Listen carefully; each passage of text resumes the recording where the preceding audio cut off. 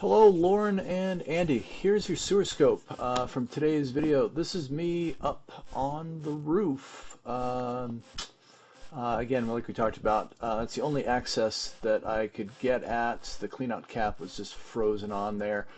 That might be something that if it's not done when the pipe is cleaned, that's definitely something you want to take care of, just for the simple fact that you want to have, you want it to be readily accessible to be able to get at it. This is us dropping down through the main vent pipe, drain, waste, and vent pipe.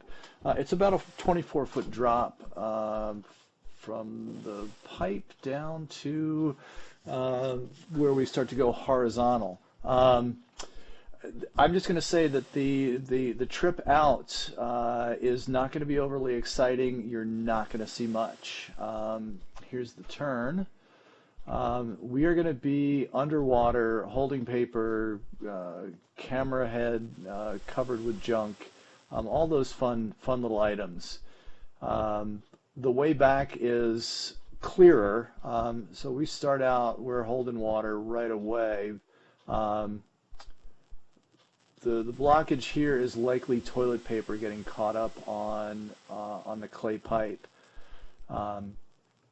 So again, this is basically a lot of your picture quality for the next few minutes. I apologize. Really not much you can do. You'll see there'll be a wad of paper here coming up in a second. Not much. That's what's holding things up. You notice how the water's flowing right now? Just the simple act of me pushing my camera through is starting to clear things up. Those are roots. So right off, that's going to be the transition from cast iron to clay. Now we're in clay, and you see roots again. So right at about where it was 54, so right at about 30 feet of horizontal pipe, that's where we change from cast iron to clay. Very normal for us.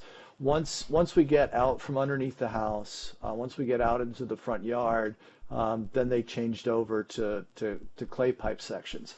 Typical, very normal around us. It's just the way it was done back in the 50s and the 60s around our area.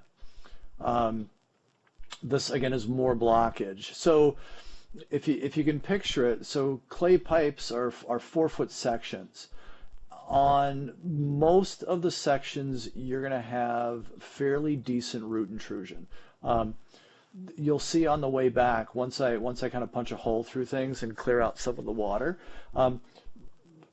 those globs of roots are going to catch everything: paper products, food, waste. Sorry. And ultimately what you're doing is you're creating multiple dams, so it's bound to be holding water. That's why a sewer pipe backs up. Generally, there's a clog somewhere. This is the clog. The obvious next step is going to be to have the pipe cleaned, cabled, cleaned out, and then further evaluated once it's clear. One, to see if things are flowing freely, and two, to see if there are any damaged sections. I moved through the pipe fairly easily. My sense is the only thing that really kind of blocked me was what we're looking at right there. Those are roots. I'll push through this here in just a second.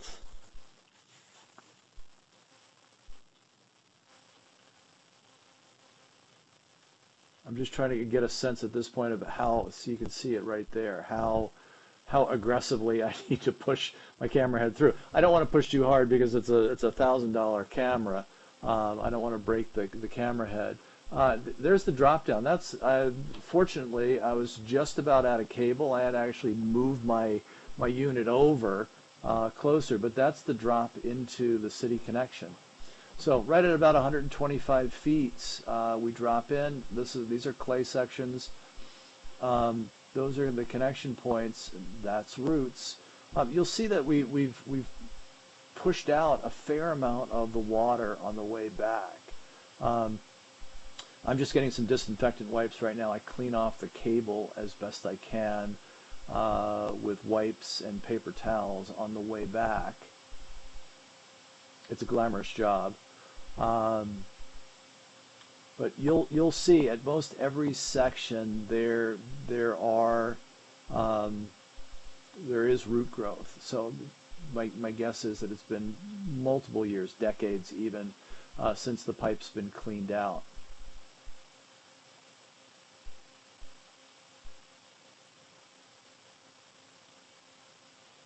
Give me a second here and I'll start rolling again. And there'll be periodic pauses on the way back. Um, Obviously the wipes that I use will get dirty and I'll swap them out. Um, One for each hand, a wipe and a paper towel, one for each hand, pull them back. Um, you see the connection points, the water, yes, that is the bottom of the pipe. Um, no big offsets. Again, that's almost completely blocking. The only reason why there's that opening is because I pushed through it with my camera head. Get more, another one right there, and there as well. You see how it's even just that is just holding some water. Um, Partially underwater here. Keep in mind that the diameter of the camera is only about an inch and a half, inch and three quarters. Um, so anything an inch of water in the pipe is going to basically keep, or is going to block the line, or it's going to look like it's underwater.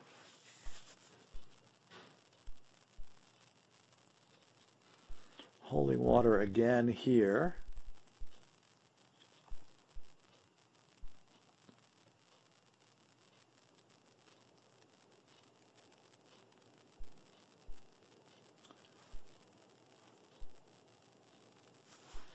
I think in typical clay sections right here, the clay looks to be in pretty decent shape. What little bit that I can see here looks to be pretty good, just dirty. The cast iron, typical corrosion for cast iron that's going on 70 years old.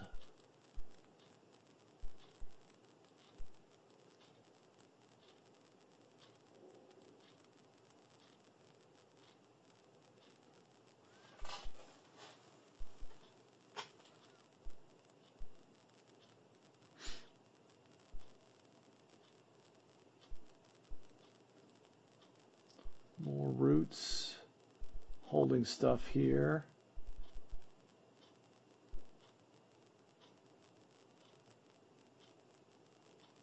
And again, now we're in cast iron. That was the transition. Um, Cast iron corrodes on the inside, tends to be bumpy, and it will catch stuff. It'll catch debris just because of its coarseness. Please read through the written report, the inspection report. Um, Work with your realtor on a game plan for getting the line cleaned out. Make that assessment, and then again follow through on the idea of sewer line insurance as well.